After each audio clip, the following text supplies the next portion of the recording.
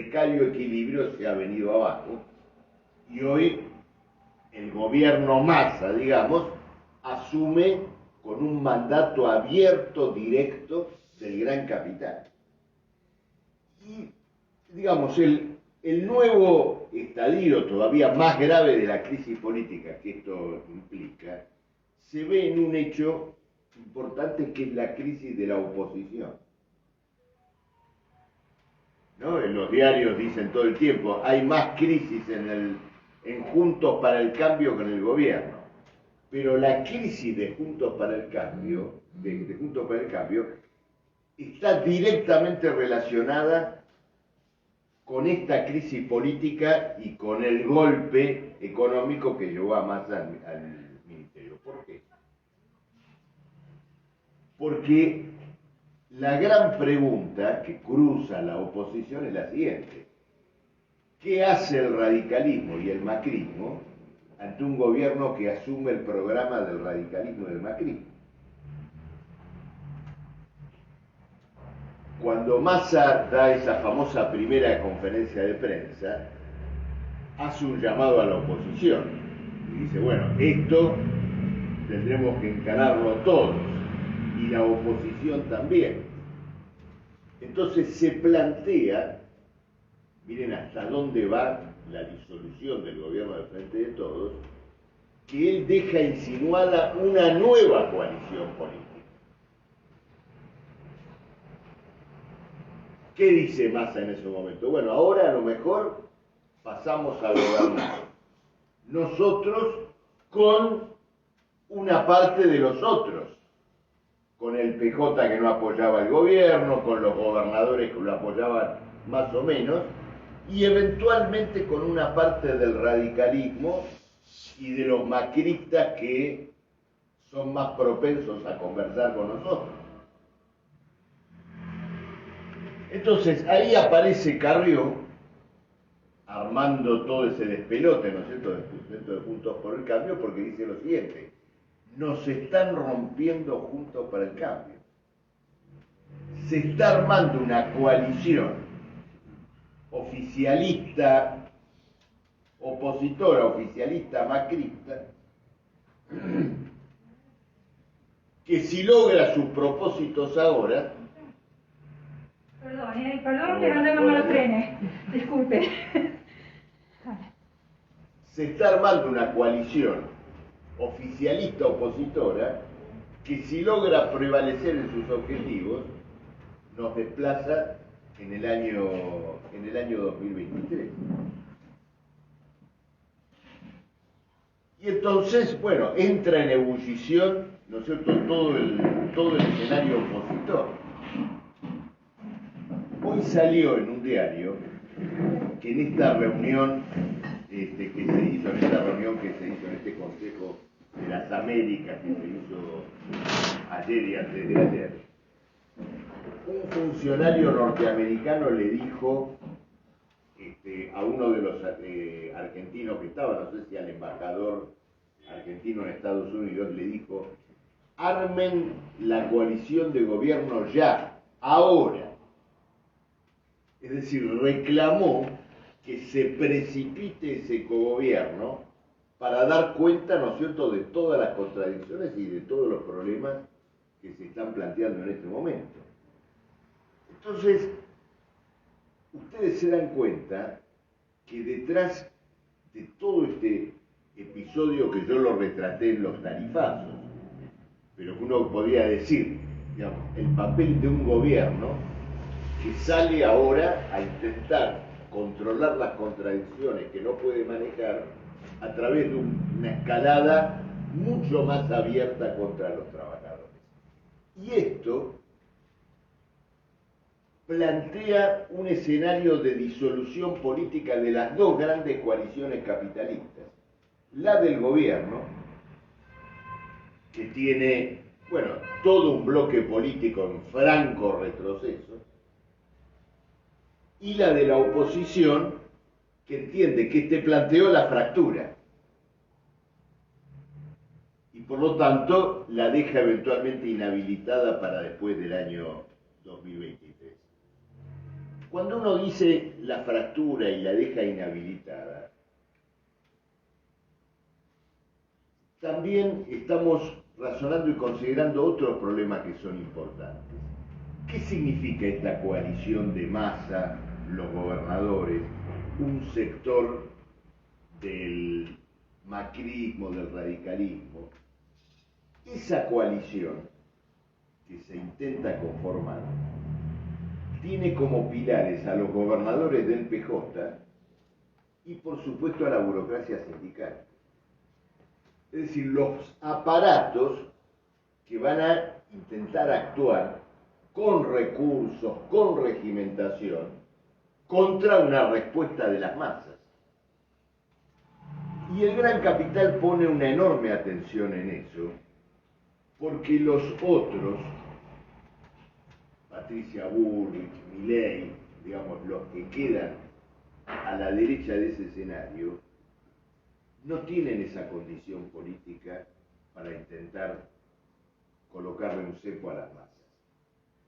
En el momento, voy a recordar algo, que en el momento más alto de la crisis, cuando Guzmán renunció, cuando se dio toda esa situación, un artículo de Altamira que publicábamos en Política Obrera, que planteaba todo este escenario disolvente, decía algo interesante. La palabra destituyente no se escucha por ningún lado, porque la burguesía está buscando conformar un armado para evitar la disgregación. Y Massa está comandando esa tentativa, que tiene, insisto, como pilares a la burocracia sindical y tiene como pilares, ¿no es cierto?, al aparato del PJ, con sus recursos, con sus gobernadores. Y me detengo en la cuestión de la burocracia sindical, porque acá ocurre también algo que es interesante y que lo tenemos que ver. Uno diría, bueno, la crisis social, el escenario que se plantea con aumento de tarifas, carestía, inquietud entre los trabajadores, va a colocar a la burocracia teniendo que dar alguna respuesta. Pero, ¿qué es lo que ocurre realmente? Cuanto más aguda es la crisis del gobierno, cuanto más clara es la percepción de que Massa es apreciado como una suerte de última carta, más férreo es el sostenimiento de la burocracia del gobierno.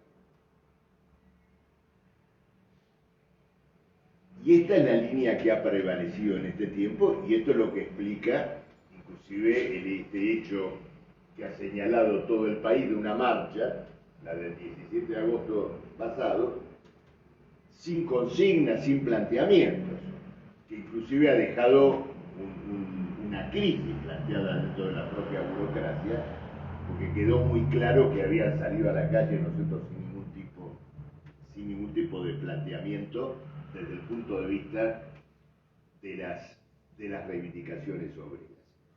Entonces, se quiere jugar esta carta con Massa, eventualmente con algún tipo de respaldo, connivencia de un sector de la oposición, como rescate de un gobierno, y al mismo tiempo ese rescate del gobierno es como el acta de defunción del gobierno que quiso ser. Es decir, la experiencia Massa es el rescate último del gobierno y por sus características también el entierro del gobierno que se había armado, ¿no es cierto?, en el año 2016. Ahora bien, ¿cuáles son las condiciones sobre las cuales Massa va a intentar, ¿no es cierto?, encontrar una respuesta, una salida a la crisis absolutamente terminal del gobierno? Miren, yo arranqué con este tema de las tarifas y quiero volver a este punto por lo siguiente. Mirando los diarios de hoy, que había muchos comentarios y artículos sobre este tema en distintos periódicos, distintos comentarios sobre este tema de las tarifas, aparecen dos cosas que son muy interesantes. Por un lado, economistas y periodistas en general vinculados a los monopolios petroleros o a las distribuidoras de energía, es decir, vinculados a los privatizadores de la energía, señalando lo siguiente, que, bueno, muy bien, se armó la segmentación de tarifas, se quita una parte de los subsidios, pero esto realmente no representa nada. Colocan distintos argumentos. Deberían retirarse los subsidios en una proporción muy superior, dicen algunos, y otros señalan lo siguiente. Muy bien, el retiro de subsidios significa un alivio para el Estado, pero no para las empresas. En el siguiente sentido, hay una cierta tarifa, la empresa cobra una cierta retribución por la energía que vende, lo que antes le daba al Estado, ahora se lo van a dar los clientes, pero recibe lo mismo. Entonces dice lo siguiente, recibimos lo mismo y encima con inflación. Entonces empieza a aparecer el reclamo. La gente va a consumir menos. Además la gente va a consumir menos, muy bien eso, es decir, vamos a vender menos, vamos a cobrar lo mismo y en el fondo que la guita, en vez de venir del Estado, venga de los consumidores, es la misma plata.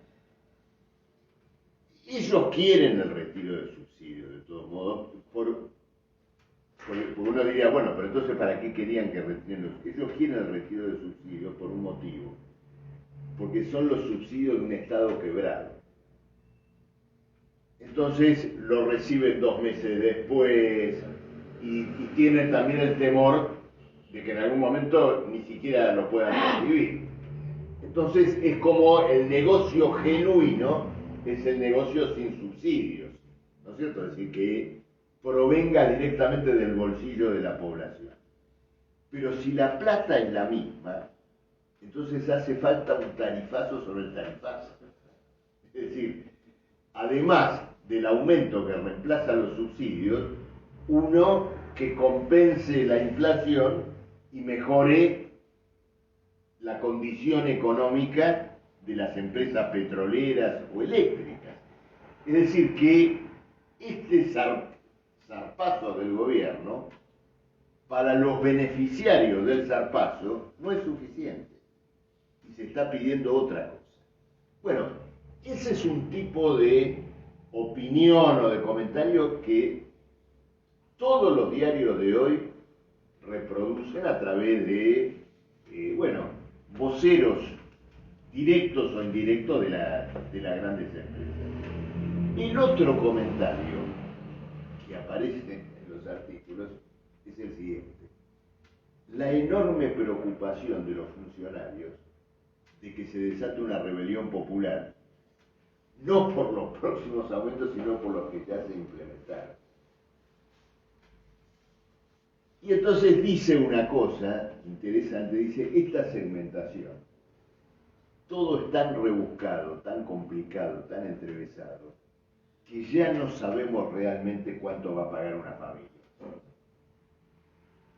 Y si se nos fue la mano, se pudre todo. Bueno, esta ambivalencia, esto que estoy comentando, es un retrato de la actual crisis política. Porque el gobierno alteró su carácter, su disposición, es decir, las condiciones bajo las cuales gobierna, con Massa al frente, lo hizo para evitar, o como respuesta a un golpe de mercado, y de una u otra manera, ese golpe de mercado se está volviendo a gestar y se está volviendo a desenvolver porque las contradicciones económicas de fondo han quedado sin resolver. Y esto mismo pasa en otros planos. Por ejemplo, se ha reunido con el campo, le ha ofrecido un esquema que es algo así como una devaluación parcial. Pero el campo no tiene interés, digamos, en cambiar una actitud, me refiero a los productores, de retención de la cosecha, si no hay un escenario, digamos, más abierto de concesiones, de devaluación, que el gobierno naturalmente no quiere dar por temor a un desmadre económico definitivo. Entonces tenemos un gobierno que ha abierto un terreno de choque abierto con las masas y que sin embargo no logró cerrar o conformar las principales exigencias del gran capital. Y esta crisis se va a procesar, ¿no es cierto?, en las próximas semanas. Un compañero en una charla que di hace un par de días en Rosario me preguntaba si Massa y compañía estaban preparando un Rodrigazo, en referencia a lo que fue, ¿no es cierto?, aquel cimbronazo económico en 1975, con una devaluación brusca, la inflación que se desató después y el intento de congelar salarios. Bueno, lo de Massa es un intento por evitar ese desenlace, o mejor dicho, que le impongan ese desenlace. Pero los pasos que está dando, ¿no es cierto?, para evitar ese desenlace, no conforman de ninguna manera ni a la burguesía de un lado, ni, por supuesto, mucho menos a la clase obrera. El otro día, en el acto de la CGT, quedó planteada una crisis, en la cual también es interesante detenerse. ¿Por qué? Porque Massa, con el evidente apoyo de Cristina Kirchner, tiene una política para el movimiento obrero. O inicialmente se trazó una política para el movimiento obrero. Y la política era la siguiente. Vamos al tarifazo, seguimos por lo tanto con una política inflacionaria, no le vamos a dar a los capitalistas la devaluación brusca, no le vamos a dar la devaluación que quieren, pero le vamos a dar un semicongelamiento de salarios. Le vamos a dar a los empresarios lo que nosotros como Estado ya tenemos con los jubilados. ¿A qué me refiero? Ustedes se acuerdan que en diciembre del 2019 cambiaron la ley de movilidad jubilatoria. Le sacaron la inflación de la fórmula que ajustaba la jubilación. ¿Y por qué? Justamente porque estábamos en un periodo inflacionario. Entonces dijeron, bueno, sacamos a la inflación del ajuste de las jubilaciones y por lo tanto, si el Estado que cuanto más inflación hay, más recauda, porque los impuestos se ajustan con la evolución de los precios, bueno, nosotros recaudamos 100 y si sacamos a la inflación del ajuste jubilatorio, cuando tenemos que pagar las jubilaciones pagamos 70 y nos vamos comiendo mes a mes la diferencia entre el ajuste de las jubilaciones y la evolución de la recaudación. Bueno, ¿qué pasa con los salarios? Los salarios de convenio, ¿no es cierto? Me refiero, con todo el cuadro de inflación, la burocracia fue estableciendo estos sistemas mentirosos de cuotas, 4% en un trimestre, 6% en otro, ¿no es cierto? Y todo este tipo de cuestiones. ¿Qué es un sistema de reducción salarial? Es un sistema de reducción salarial. ¿Por qué? Porque vos cobrás, vamos a suponer, en el mes de abril cobrás 100 y el nivel de precios es 100. El próximo reajuste es un 5% en septiembre. Entonces, en abril cobraste 100 y los precios estaban 100. En mayo, los precios están en 105 y vos cobraste 100. En junio, los precios están en 116 y vos cobraste 100. En agosto, los precios están en 120 y vos cobras 100. Y después te vas a 120 en septiembre. Entonces viene el dirigente sindical y te dice, te mide septiembre y te dice, compañero, los precios están en 120 y nosotros estamos en 120. El salario acompañó la inflación en septiembre, pero en el medio, en todos los meses anteriores, nadie te devuelve la diferencia entre el salario y la inflación que perdiste en ese mes, en cada uno de esos meses. Si fuiste al supermercado una vez en el mes, en cada uno de esos meses, compraste el 6% menos, después el 12% menos, después el 18% menos, el ajuste que te dan al fin del cuarto mes no te devuelve lo del medio. Por eso las empresas aceptan ese tipo de paritaria en cuota. Por el colchón de plata que van acumulando mes a mes por la diferencia entre la inflación y el salario, ¿no es cierto?, que continúa planchado hasta el próximo aumento. Pero Massa quiere dar otro paso en esto, en un momento que va a seguir siendo inflacionario, que es lo siguiente: vamos a armar ahora un gran colchón, hasta marzo, que no se mueva un solo salario. En marzo se ve y, en todo caso, demos una suma fija ahora para calmar a las fieras, pero frenamos, ¿no es cierto?, todas las paritarias. Tampoco lo logran meter.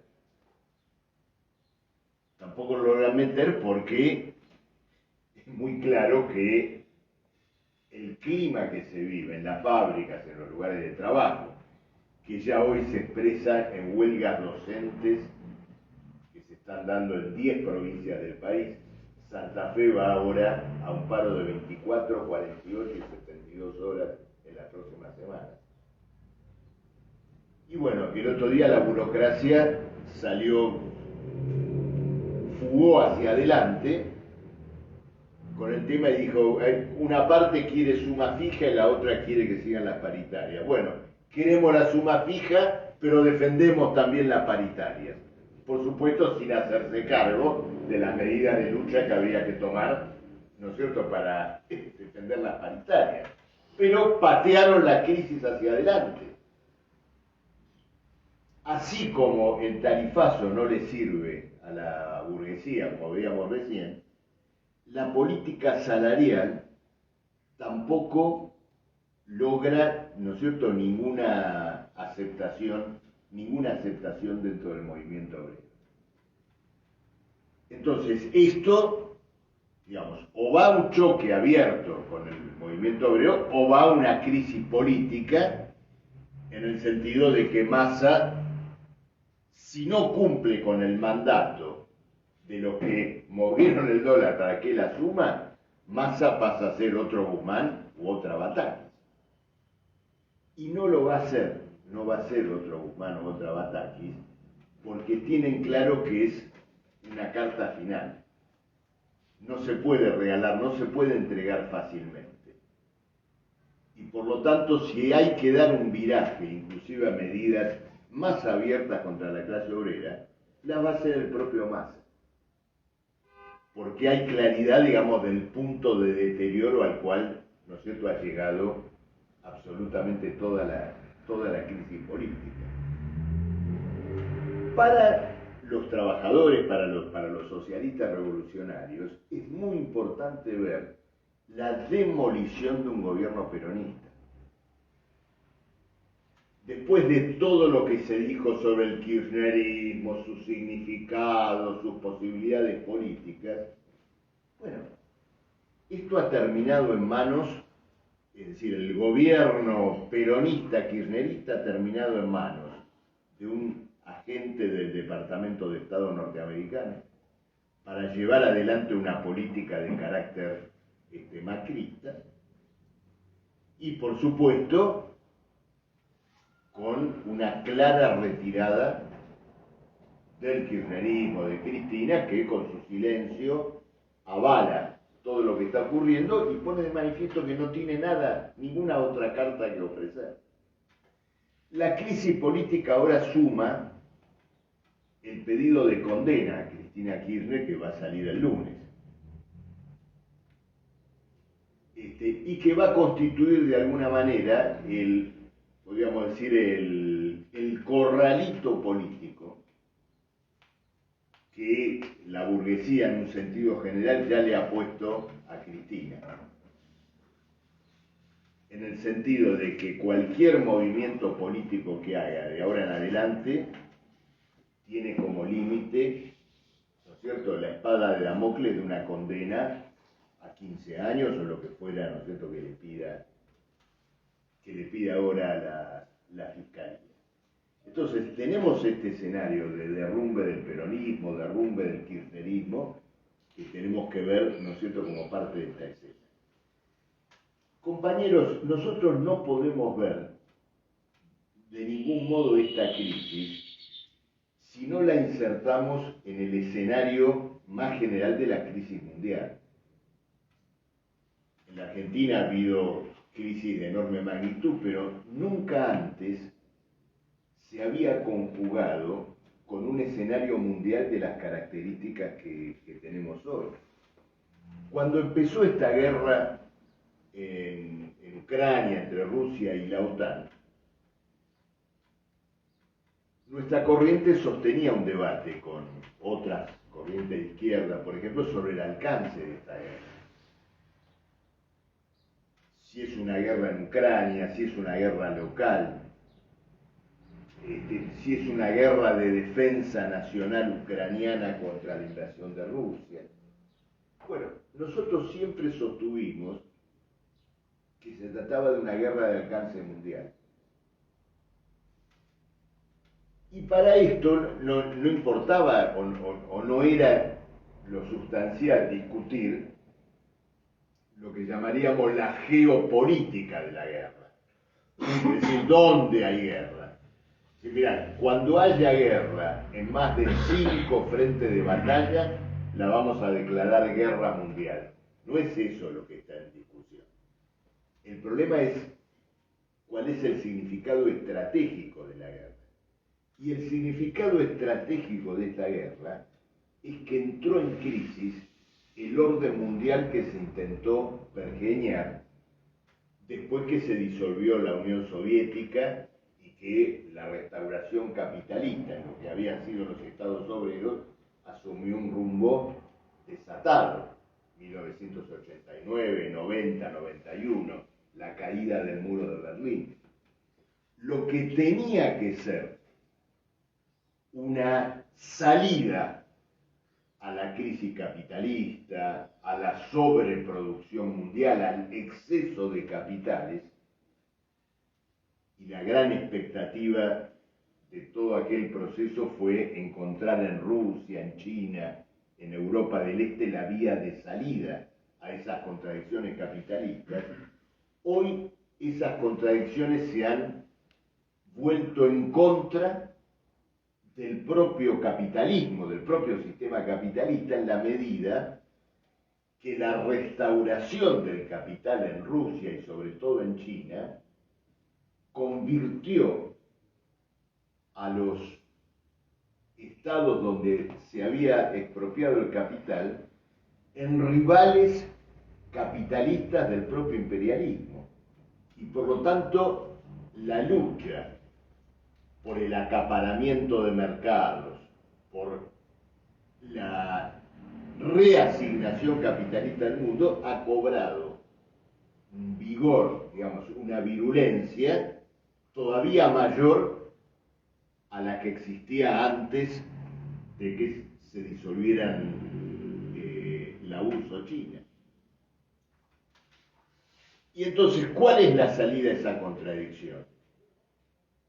El imperialismo quiere ir por el régimen putiniano, por el régimen de China, a armar un replanteo total de las relaciones políticas en estos países, y esto es lo que impone en última instancia la guerra.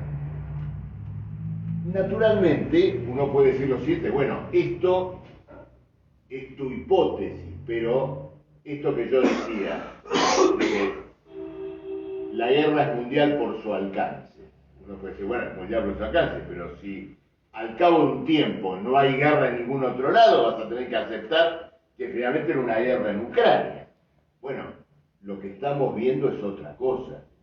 Tuvimos un episodio agudísimo en Taiwán, donde China, después de la visita de Nancy Pelosi a Taiwán, armó un verdadero dispositivo de guerra sobre Taiwán.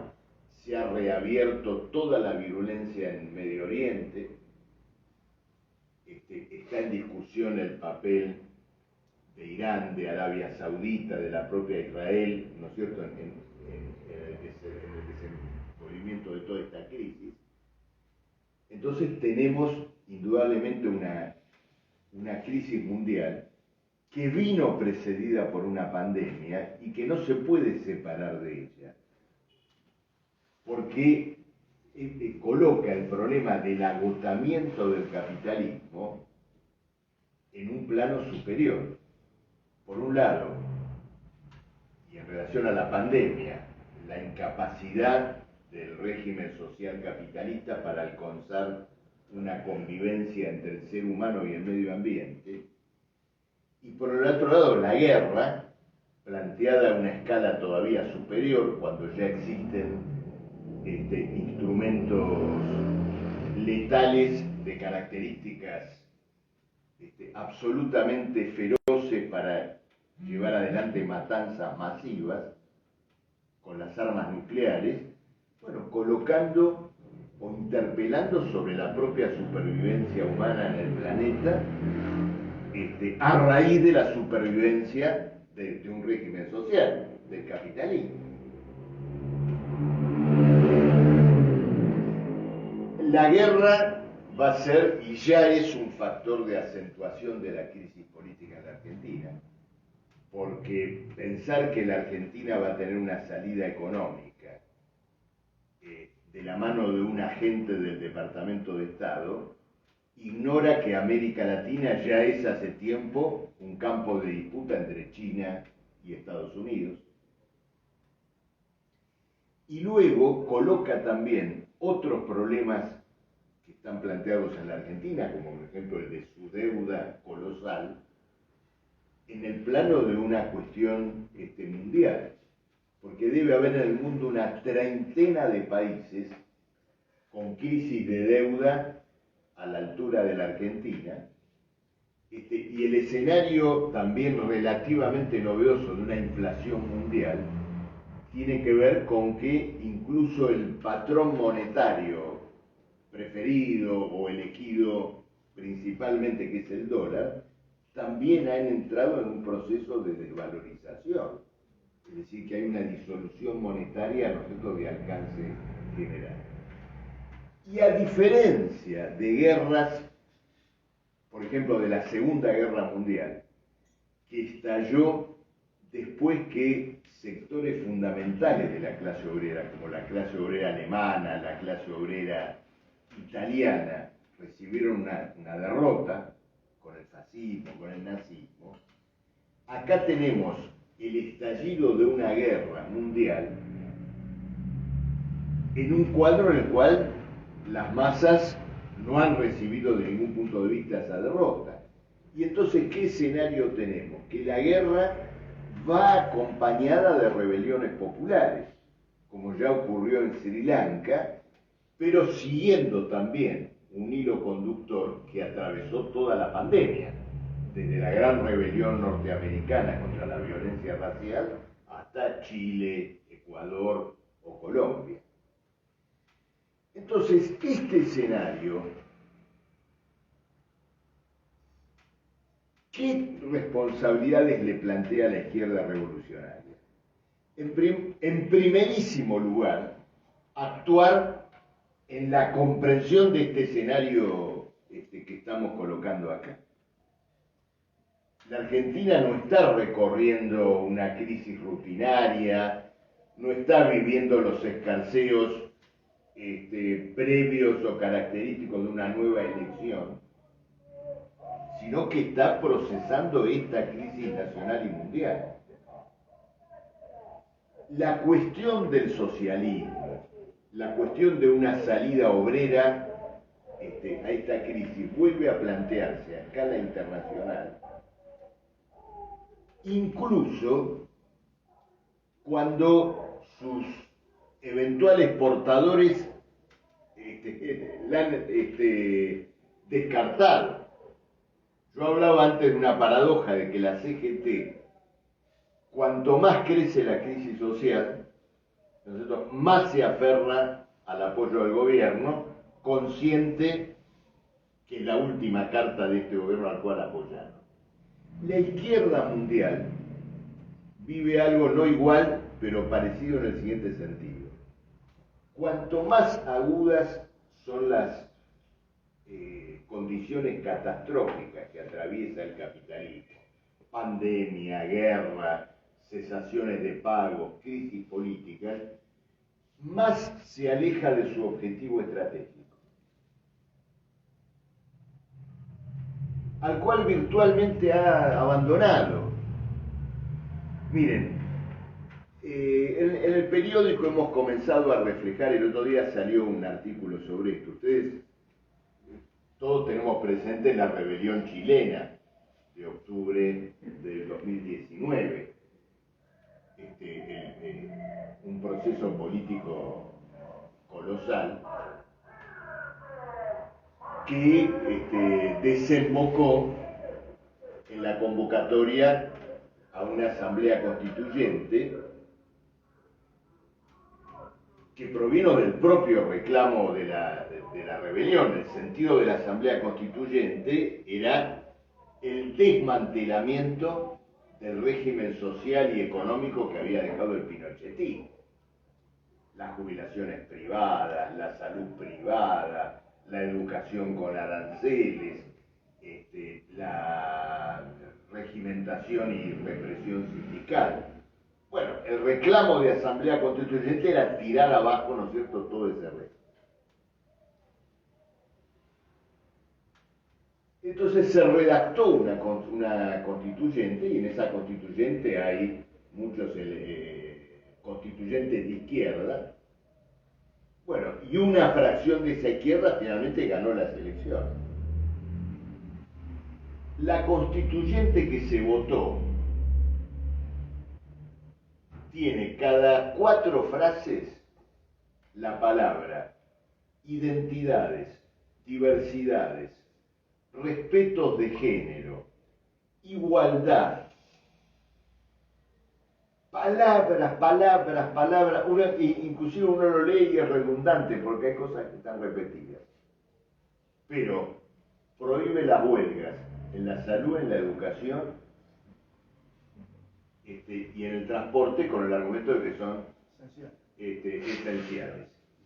No le da la tierra a los mapuches, deja intacta la jubilación privada, pero se respeta el criterio izquierdista de las identidades, por lo menos verbalmente. Entonces, la izquierda ha renunciado al objetivo del gobierno de trabajadores, de la lucha para que la clase obrera dirija el conjunto del proceso social. Y desmoralizada de ese objetivo se ha refugiado en la cuestión identitaria. Luchar por reivindicaciones parciales de algún otro sector social, reivindicaciones que son muy importantes, pero que deberían servir de combustible para explicar y demostrar a todos los sectores afectados de que las emancipaciones, llamémosle particulares, exigen una emancipación social general, exigen el derrocamiento del capitalismo. Ha ocurrido al revés. Renuncio al derrocamiento del capitalismo y me refugio en una reivindicación parcial para no luchar por una revolución social. Pero hoy, la crisis mundial plantea la vigencia de la lucha por esa revolución social. Y tenemos que desenvolver y reconstruir una izquierda que plantee abiertamente estos objetivos estratégicos. Y esta es la gran tarea que tenemos como corriente, como política obrera. Hoy esto ¿cómo se traduce en la Argentina? En el movimiento obrero estamos viviendo un escenario muy particular. Recién el periodista que estuvo acá preguntó algo que muchos se lo preguntan. Esto de que si va a pasar o no va a pasar lo del 2001. Generalmente cuando se preguntan esto, los que se preguntan esto, simplemente se detienen en cuestiones de tipo formal. En el siguiente sentido, si el nivel de depósitos en los bancos era mayor o menor que en esa época, si la inflación era mayor o menor, si el gobierno estaba más o menos deteriorado, nadie se detiene en el estado de conciencia de las masas, que es lo más importante para juzgar. ¿Por qué? Los trabajadores no van a repetir una historia, porque hay una memoria. Entonces, la situación se está madurando y nosotros tenemos que trabajar para que esa maduración tenga una determinada orientación, plantee determinados propósitos de poder político. El pueblo que se lanzó a las calles en el 2001 no se lanzó con esa conciencia superior. Y la rebelión del 2001 tuvo indudablemente esos límites, pero luego alimentó todo un periodo de progreso político en el movimiento obrero combativo, en la juventud. Hoy tenemos que prepararnos para lo que va a ser el desenlace de toda esta crisis que está en desarrollo. El primer problema es oponerle a la burocracia sindical, al freno que se está colocando en los sindicatos, la política de un Congreso obrero. Es decir, que los trabajadores puedan agruparse y puedan responder de un modo autoconvocado a una crisis que no va a encontrar un canal en la burocracia sindical. Es una burocracia sindical que no está en una línea de combate tibio a un gobierno, como era con el macrismo. Está en el apoyo firme a ese gobierno. Entonces la respuesta tendrá que surgir de las autoconvocatorias, de las coordinadoras, y tenemos que trabajar en esa línea. Y luego explicar también la perspectiva de la huelga general, que es un poderoso llamado de atención frente a la tentativa que podrá surgir y va a surgir de la burocracia por administrar la rebelión obrera a través de una política de paros aislados. Paros aislados, paros, después otro paro de un tiempo después. Ya conocemos a muerte esa historia.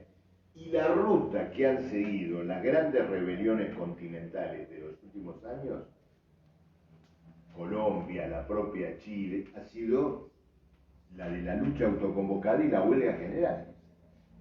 La huelga general de Colombia fue un proceso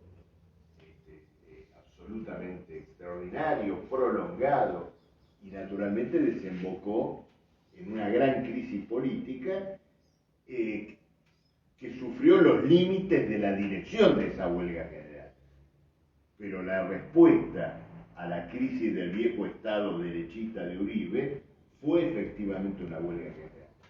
Entonces, estos son los propósitos centrales que tenemos que trazarnos, y hay, digamos, una gran lucha por delante en el movimiento obrero, en los docentes y estatales, en el movimiento de desocupados, que también ahora va a ser sacudido. Está este intento de transformar a los planes sociales, armar el empalme y convertirlos en un subsidio a los capitalistas. Por ahora es una expresión de deseos. Creo que en el fondo no tienen la menor idea de lo que están diciendo. Si piensan que la decisión de la clase capitalista de tomar, por ejemplo, 200.000 trabajadores, depende de que le den el dinero de un plan. Ya el salario es bajísimo en la Argentina y las patronales no toman trabajadores. La crisis que está planteada no tiene que ver con que el salario sea demasiado alto o costoso para los patrones. Entonces todo eso indudablemente va a dar muchísima tela para cortar. Y bueno, lo último, digamos, que quiero decir es que nuestra corriente, la tendencia política obrera, se ha preparado políticamente para esta lucha que tenemos por delante. Porque los problemas que hemos discutido acá, es decir, la crisis vertebral de la organización social capitalista y sus partidos en la Argentina, se planteó agudamente en la crisis del Partido Obrero en 2018-2019, y naturalmente también la crisis mundial. Entonces, con esa preparación política, ahora tenemos que ir a los lugares de trabajo, a una agitación, a los barrios, llevar el periódico, porque estamos entrando en un periodo político donde todas las ideas que defendimos con enorme tenacidad contra la corriente se van a verificar en la práctica. Bueno, esto es lo que quería desenvolver.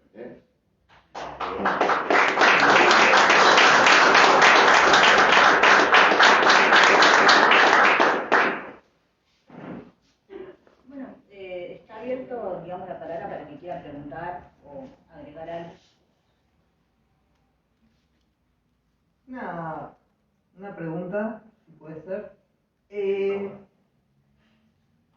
Usted habló sobre la crisis de la izquierda, tanto nacionales como internacionales, si se quiere, sobre todo la internacional. Y acá yo veo una cuestión que es lo que usted planteaba. Estamos en un proceso de crisis internacional, sin embargo, las izquierdas han desaparecido básicamente del mapa. Yo, por ejemplo, a veces queda como en la memoria el CRCI, por ejemplo, que en este momento no aparece, o hace muchísimos años que no aparece, y no se ve un reflotar a pesar de las grandes rebeliones que se dieron, por ejemplo, me acuerdo de Francia, por ejemplo, Chile, y nunca se logró reactivar nuevamente eso. ¿Sí? ¿A usted qué reflexión le... Y después la cuestión ambiental también. La cuestión ambiental se viene discutiendo hace mucho tiempo también dentro del Partido Obrero en su momento, después un poco cuando fue esta cuestión de la granja porcina, China, se discutió un poco esta cuestión de, bueno, ¿cómo hacemos con la cuestión ambiental? Tenemos provincias que están prendiéndose fuego y sin embargo tampoco la izquierda sale con un planteo clasista, si se quiere, ambiental. Es como raro y a veces la bandera lo llevan sectores o movimientos como el MST, por ejemplo, y no otras corrientes. Y por último, ya hablando también de la izquierda, que es lo que a mí más me interesa, esta cuestión de la crisis de la izquierda, si para usted todavía, con los planteos que viene dando el Partido Obrero Oficial, tanto en el Congreso, si para usted todavía el Partido Obrero representa una posición clasista y revolucionaria, si todavía puede llevar adelante ese papel. Lo dejo como... Yo tengo una posición personal sobre eso, pero no lo quiero meter, yo lo que quiero es la opinión de usted, básicamente. Pero está bien, pero plantea lo que pensaron. Yo creo que no. Que la posición revolucionaria la perdí hace mucho tiempo. Creo que hay compañeros valiosos que hay que recuperar. De ahí, por supuesto. Pero creo que en su conjunto ya no se puede hablar de revolucionaria. También teniendo en cuenta sus posiciones que tuvieron ante la guerra ucraniana-rusa, donde salieron a apoyar a Ucrania, una cosa muy rara, se olvidaron de la OTAN, se posicionaron con las posiciones de izquierda socialista y el PTS. También desde el punto de vista de la organización obrera, el Partido Obrero ganó, o sea, tuvo un gran crecimiento electoral, si se quiere a nivel nacional, en el Parlamento. Sin embargo, en los sindicatos hay un retroceso muy marcado del Partido Obrero. Entonces es como que hay como que se divorció del movimiento obrero, hay como una especie de divorcio ahí. En ese sentido también lo planteo, no sé si se entendió muy bien. Sí, entiendo. Sí, mira, yo digo, hagamos una ronda de preguntas. Bueno, preguntas, debate, ¿no es cierto? Yo te quería puntualizar sobre el trabajo precario, que ya se llevó en el 2012 eso, se hizo y ahora veo que están haciendo de vuelta, y eso dura 2-3 meses y después ya nada, porque en el 2012 acá en la Universidad de Moreno se armó una presentación que vino un coordinador de la universidad. Y vino y habló sobre eso, bueno, presentó todos los grupos de cada zona, cómo estaban trabajando, qué es lo que estaban haciendo. Y al final el trabajo que hacían era el mismo trabajo de siempre, hacer limpieza, hacer pintura, hacer un montón de cosas, pero nada de manufactura. Entonces cuando me tocó hablar a mí, yo le dije que yo lo que veía era, yo nunca trabajé en trabajo así del Estado, no trabajé nunca de trabajo precario, fui un trabajador industrial. Entonces yo le dije que acá en Moreno, por la cantidad de mano de obra desocupada que había, era una cosa y el otro era acá en Moreno, tendría que armarse industria para que haya manufactura y haya ganancias y con un salario que esté convenido con los niveles de ese momento. Y entonces me dijo que no se podía. Después, bueno, dio toda la vuelta y bueno, y todos aplaudían y yo no aplaudía. Entonces después me tocó de vuelta, entonces le dije que hago una última oferta, que hago yo, una opinión doy yo, que como Moreno exponencialmente crecieron todos los lugares de trabajo, toda esa gente que estaba acá, que pertenecía acá al contorno de Moreno, que se presentaba de los grupos, podía pasar a planta permanente con un salario básico de aquel entonces, 3.000 pesos, indumentaria todo, y después seguimos hablando arriba. No, tampoco no se puede, a mí me mandaron. Y aplaudieron todo, después los compañeras que trabajaban conmigo, a vos te vamos a elegir para encargado. Y después los que se ambientaron conmigo, le digo yo después afuera, yo nunca nací para fotos. Así que eso es lo que yo veo que se está acentuando ahora y llevando, pero adelante de todo hubo el tiempo, no sé si se acuerda nadie del tiempo del menemismo, que hacían una excepción sobre las pymes que tenían 40 trabajadores. Y ya tenían un beneficio las empresas. Y después llevaron a 80. Y eso, cuando yo todavía trabajaba, en Águila lo compró Arcor y Arcor aplicó. ¿Qué hizo? Tomó mucho más gente por agencia y fue achicando, no fue tomando más efectivo ningún personal. Todo contrato. Después ya operaciones de equipo de producción con esa gente y quitándole los puestos de trabajo a la vez para darle trabajo a esto. Y otra cosa que también hicieron para eso era que ahí vino a contar uno, dos, tres tiempos acá, cuántos trabajan acá, y después adaptando otro equipo para, de producción, para que en vez de que un lugar que trabajaba 8 personas, más operadores de equipo, sacaron las 8 personas y pusieron un dosificador y ya se borraron. Eso es lo que hicieron los beneficios que hizo la empresa. Y entonces ya cada 3 meses, no 3 meses, te hago por 2, por 3. Y ahora después, bueno, el monotributismo. Y es lo que quieren hacer ahora. Que hay demasiado, porque el trabajo precario, yo tengo mis sobrinos como 2 que trabajan así. Y el día que no tienen trabajo, ya sabemos lo que te va a decir. Bueno, por ahora está, cuando lo preciso, lo llamo de vuelta. Ese es el planteo que hago yo de lo que ahora quieren llevar a fondo con eso.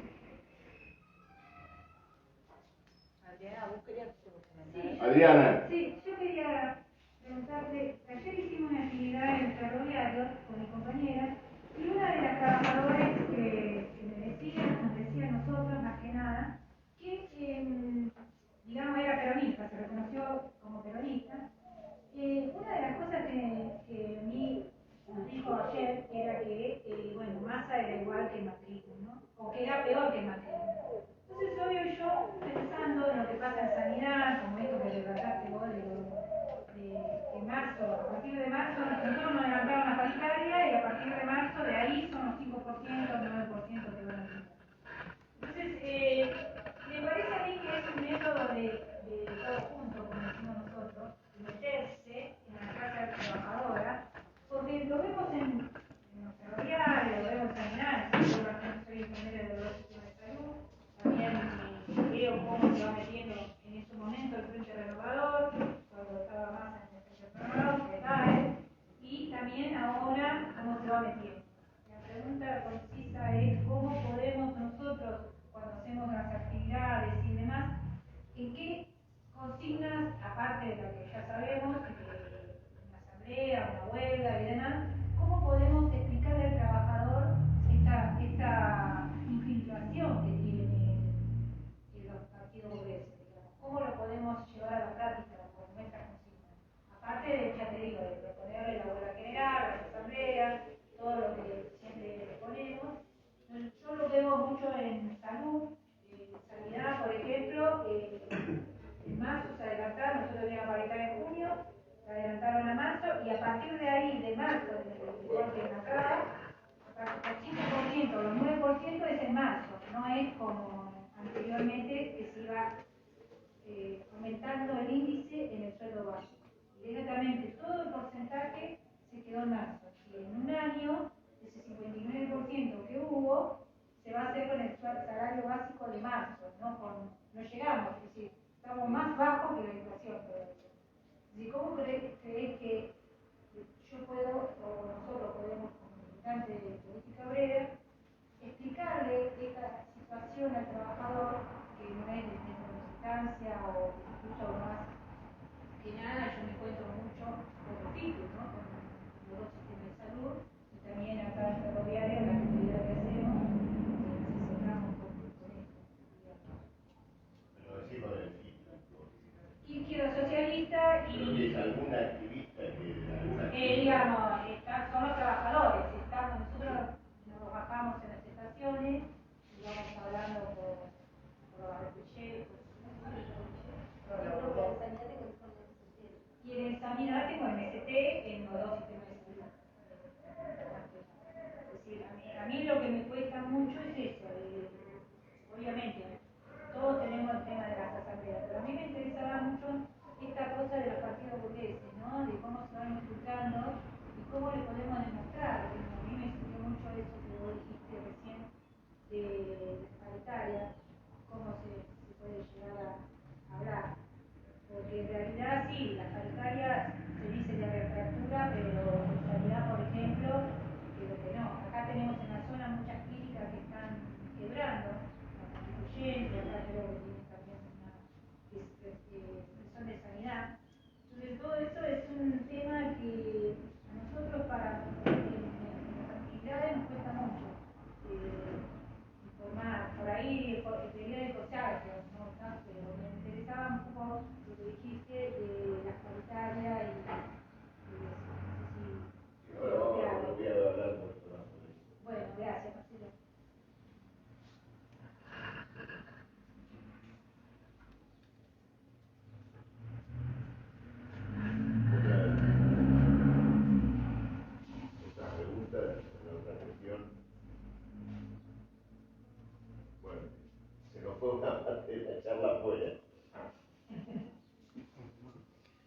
la paralela. Esperamos que vuelvan.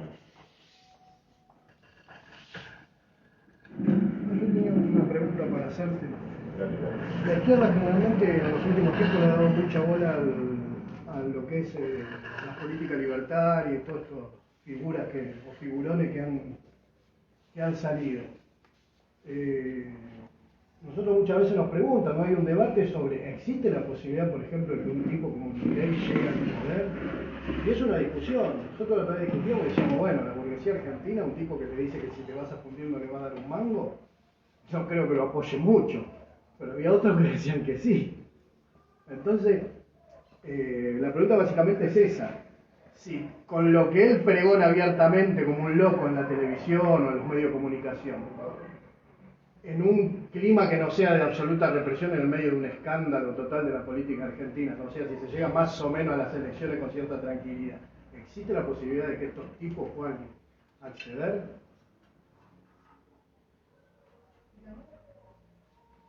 Bueno, vamos. Che, perdón, yo me paro, no sé si eso es perjudicial para... No. Sale perfecto. Bueno, vamos viendo, digamos, algunos temas. Bueno, primero me interesaba referirme a este tema de planteó Adriana sobre el salario y las paritarias.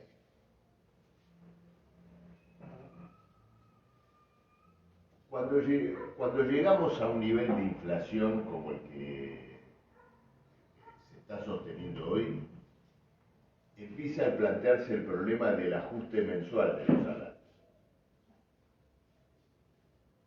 Es decir, este es un tema que vamos a tener que empezar a discutir en los sindicatos, es decir, el salario se tiene que indexar mensualmente.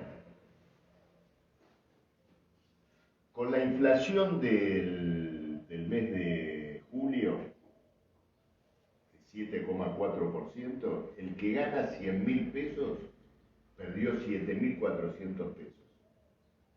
No importa si va a tener un ajuste dentro de 3. Ese mes perdió 7.400 pesos. Y si al mes siguiente no tuvo ajuste, la pérdida acumulada, ¿no es cierto?, se va engrosando, perdió 15.000. Entonces, el problema del ajuste de los salarios va a haber que empezar a plantearlo de ese modo. Y acá viene un tema importante, que es la cuestión de la deuda pública. Fíjense lo siguiente, Massa le dio, eso fue su primer medida, a los acreedores de la deuda pública en pesos, le dio el ajuste o por inflación o por la devaluación de la moneda. Es decir, que el que tiene deuda pública indexa regularmente, ¿no es cierto?, las acreencias que tiene contra el Estado. Los trabajadores no. Entonces, en una situación de inflación que se acerca a una hiperinflación, el salario tiene que tener una escala móvil, es decir, tiene que ajustarse todos los meses. Acá viene otra cuestión, sobre la cual justamente ayer, no me acuerdo si ayer o antes de ayer, tuve un intercambio con un periodista de perfil sobre esto. Porque cuanto mayor es la inflación y más se plantea la cuestión salarial, se empieza a discutir esta otra cuestión que es la siguiente. No pidamos aumento de salario porque nos vamos a convertir en responsables de la inflación. Si nos dan un aumento de salario van a volver a aumentar, los precios después. Es decir, que el salario sería inflacionario, ¿no es cierto?, y volvería a retroalimentar la rueda de la inflación. Entonces, es interesante porque, digamos, hay una terrible inflación que es el resultado de que la moneda nacional se está descomponiendo, se está disolviendo, porque el Estado que respalda esa moneda nacional está quebrado. Sin embargo, a la hora de discutir el problema del salario, los trabajadores serían los responsables de la inflación. Es decir, que esta operación política que se quiere armar ahora, de desmantelar las paritarias, tiene este argumento, es decir, que los trabajadores no deberían echar más nafta, ¿no es cierto?, al fuego de la inflación. Bueno, esto es una mentira, ¿no es cierto?, por el lado, por donde se lo mire. En principio, si los trabajadores obtienen un aumento salarial o simplemente defienden el valor del salario, que luego los patrones aumenten los precios es una cuestión de la clase patronal. Podrían reducir sus beneficios. Estrictamente, los precios no tienen por qué moverse cuando los salarios aumentan. En todo caso, los precios se mueven por un conjunto de factores, por esto que estamos hablando. La moneda no vale nada, pero a los trabajadores no se los puede hacer responsables del desmadre económico general. Mientras exista esta situación casi cercana a la hiperinflación, lo único que puede hacer la clase obrera es defender el valor de su fuerza de trabajo. Y eso es lo que tiene, que colocar. El planteo de la CGT de ir contra los formadores de precios es otra manera de sortear esta responsabilidad que tienen las organizaciones obreras de defender el salario. Es decir, dice, bueno, yo no defiendo el salario porque de todas maneras el problema es que los precios suben. Sí, pero vos no podés hacer nada para que los precios no suban. Vos lo que podés hacer es para que tu precio no se quede atrás. Mientras no puedas modificar los precios de la patronal, defender tu precio, que es el precio de la fuerza de trabajo. Y entonces, si no quieren que haya inflación, que después no aumenten los precios. Dicen, no, pero subió el salario. Bueno, que se perciban ganancias menores. En realidad, en los países donde no hay inflación, hay aumento de salarios y los precios no suben. Entre otras cosas, los capitalistas probablemente no siempre pueden subir los precios, porque si suben los precios pasa lo que hablábamos antes con el tarifazo, es decir, cae la demanda. Entonces, ese es un punto muy importante. Es decir, cuando las crisis toman este alcance, se entra en este discurso mentiroso de hacer cargo al trabajador de la realidad del conjunto de la economía. No, el trabajador tiene que defender lo que le cabe en esta crisis, que es el salario. Y una lucha a fondo por el salario, por ejemplo, una huelga general por el salario, colocaría en tela de juicio ahí sí al conjunto de la economía nacional, porque si después dicen, no, mira, la economía no puede funcionar con un salario igual a la canasta familiar. Y bueno, entonces váyanse. Y discutiremos un orden social, económico, que permita pagar un salario igual a la canasta familiar. Esto me parece, ¿no es cierto?, en relación a lo que vos preguntabas, Adriana, me parece muy importante tenerlo en cuenta porque nadie se ocupa del salario, pero los que vivimos de un salario nos tendríamos que ocupar de todos los problemas de los demás. No. Mientras ustedes no puedan resolver la deuda pública, el dólar, nosotros vamos a ocuparnos de lo nuestro, que es el salario. Y defendiendo nuestro salario a muerte, vamos a poner en tela de juicio la incapacidad de ustedes, los capitalistas, su gobierno, para gobernar, digamos, el resto de la economía. Bueno, esto, ¿no es cierto?, quería hacer en relación a este punto. Marcelo, vos me habías planteado... Sobre la salida libertaria. Ah, cómo eso la es el... izquierda le da No, mucha te bola a sorprende eso. porque era me acordaba que después quería colocar. Miren, el problema, digamos, de esta cuestión libertaria y todo lo demás, es importante caracterizarla, ver cuáles son exactamente sus límites. En el mundo hay una oleada, podríamos decir, una corriente derechista. Esto lo discutimos nosotros inclusive en una de las conferencias internacionales que hicimos con grupos de Grecia y de Turquía hace algunos años sobre la situación mundial. Y este debate que voy a comentar ahora está en un texto, está en un libro que se llama Reconstruyendo la Internacional. Lamentablemente, en este debate que les voy a comentar, había muy pocos militantes del Partido Obrero de entonces. Ya, digamos, su dirección desalentaba fuertemente los debates internacionales. Y era increíble una reunión donde, sin embargo, nosotros estaban debatiendo cosas muy importantes.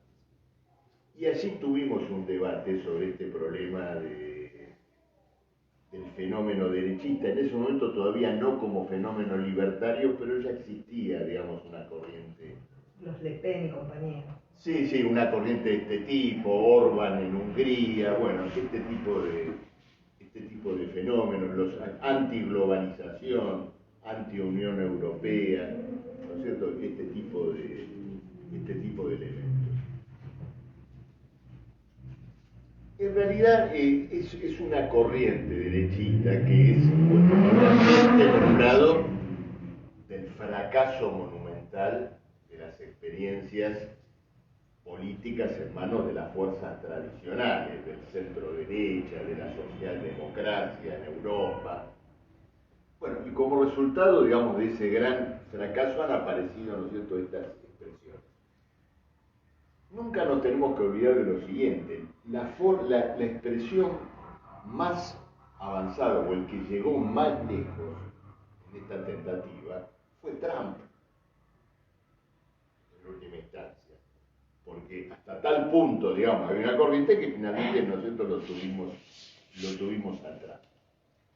Y es una expresión, digamos, del grado de disolución política a la cual han llegado las fuerzas tradicionales.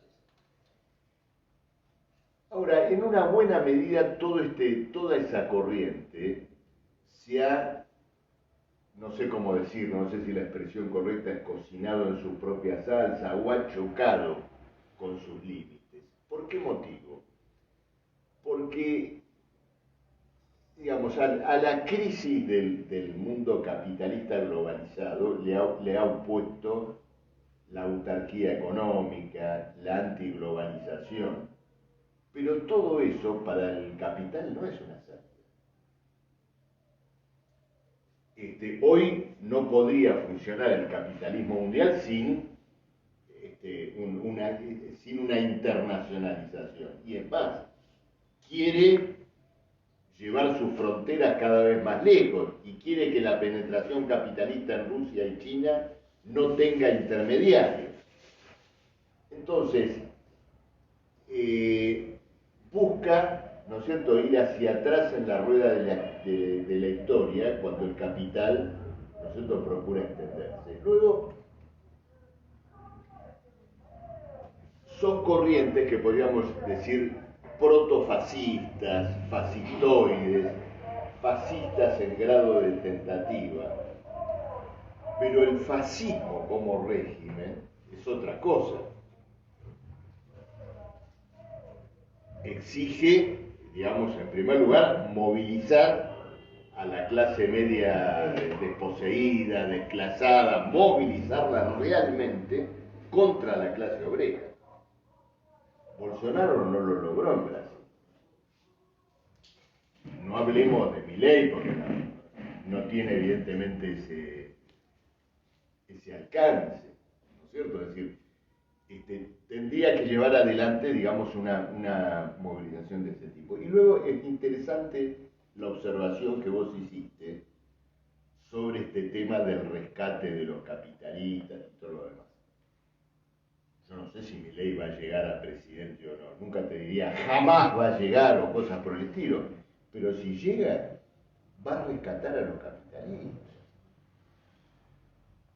El discurso libertario es una impostura, porque vamos a tomar un solo ejemplo, el pago al FMI. Voy a decir, estoy en contra del pago al FMI, yo no quiero rescatar al capital. Si invirtieron en la Argentina, que se jodan, y la Argentina los pagó, que se jodan, soy liberal. No, está a favor, ¿no es cierto?, de pagar al FMI, de pagar el conjunto de la deuda, y sabe perfectamente que un régimen que arme un tributo permanente, vitalicio de pago de la deuda, tiene que colocar todo el peso del Estado para que se pague la deuda, o sea, es estatista. Entonces, si Milei llega al poder, va a armar, digamos, alguna versión de las que ya conocimos de rescate del gran capital en la Argentina. No cabe la duda. Luego, sin duda que va a intentar ir contra la clase obrera, una reforma laboral, una nueva reforma jubilatoria. Pero nadie sabe dónde están los medios políticos para eso. Por eso la burguesía todavía está con el PJ, con la burocracia sindical, ¿no es cierto? Y maneja esas variantes. El fenómeno libertario, de todos modos, y acá me meto en tu pregunta, aprovecho ya, me meto en tu pregunta, sí interpela a la izquierda.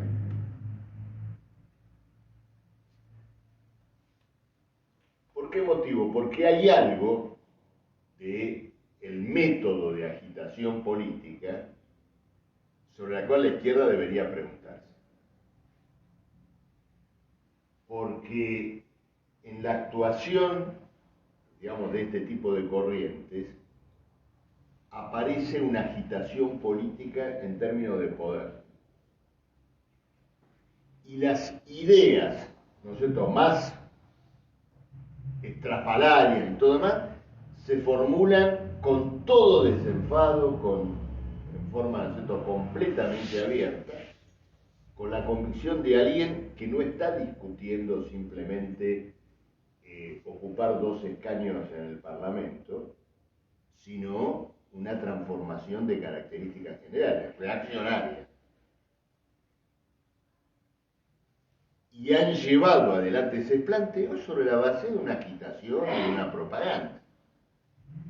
Entonces, en un escenario de gran descomposición de las fuerzas tradicionales, actuaron con un planteo de poder político cuando la izquierda se ha refugiado en la cuestión identitaria, en la cuestión parlamentaria.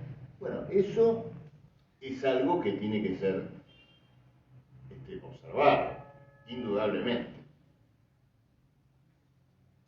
Otra cosa es entender, digamos, los límites de un proceso de este tipo. Bolsonaro gobernó en Brasil, finalmente. Fue presidente, hizo desastres, pero no logró llevar adelante una guerra civil contra la clase obrera. Entonces, esto es lo que me parece sobre este punto. Y con eso, bueno, me meto en tu pregunta, porque tiene que ver con, digamos, esta cuestión tiene que ver con esta cuestión de la izquierda. La respuesta a tu pregunta no es fácil.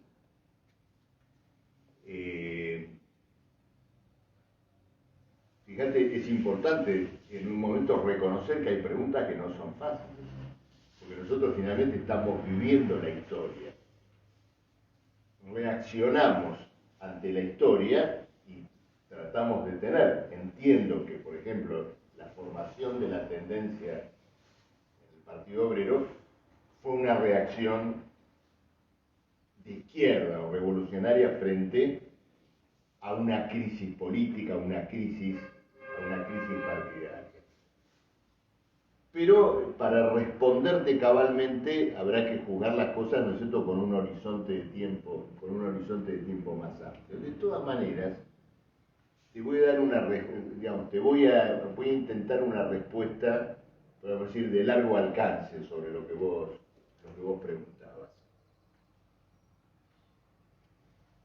Hasta cierto punto se podría trazar un paralelismo entre la situación mundial y la izquierda, entre lo que ocurrió hoy en el último periodo y lo que ocurrió en todas las décadas previas a la Primera Guerra Mundial.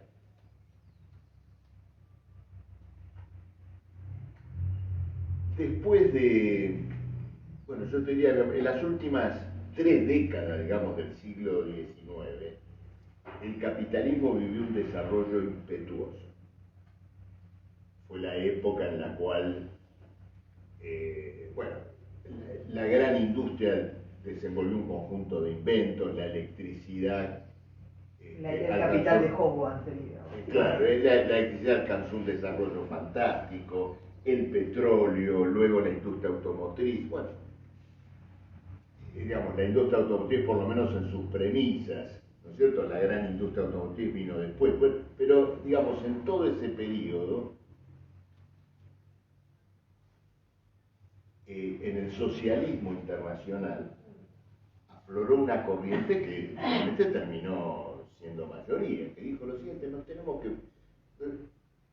A Marx le sacamos el sombrero. Desentrañó lo que era el capitalismo. Ahora, esto de que el capitalismo va a una crisis, de que va a un derrumbe sobre sus propias premisas, y en eso la pifió. No. Miramos a nuestro alrededor, decían, y finalmente, nosotros que somos de la socialdemocracia alemana, tenemos sindicatos con millones de obreros y un partido obrero que también es multitudinario.